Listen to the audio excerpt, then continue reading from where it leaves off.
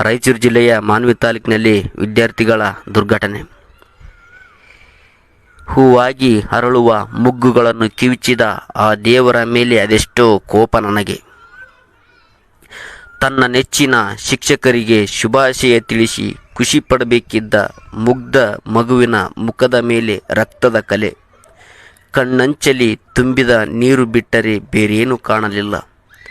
ಮುಳ್ಳು ಚುಚ್ಚಿದರೂ ತಡೆದುಕೊಳ್ಳದ ಮೆತ್ತನೆಯ ದೇಹವದು.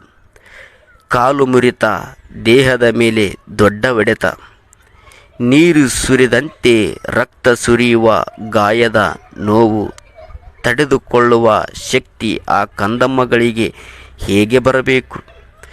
ಬದುಕಿನ ಬಗೆಗೆ ಅದೆಷ್ಟೋ ಆಸೆಗಳು, ಕನಸುಗಳು ಬ್ಯಾಗ್ನ ಮೂಟೆಯಲ್ಲಿ ಕಟ್ಟಿಕೊಂಡವರು.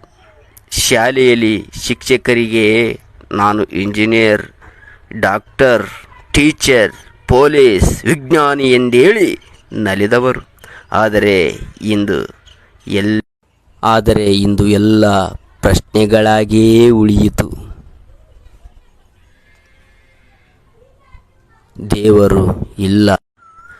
ರಾಯಚೂರು ಜಿಲ್ಲೆಯ ಮಾನ್ವಿ ತಾಲೂಕಿನಲ್ಲಿ ವಿದ್ಯಾರ್ಥಿಗಳ ದುರ್ಘಟನೆ.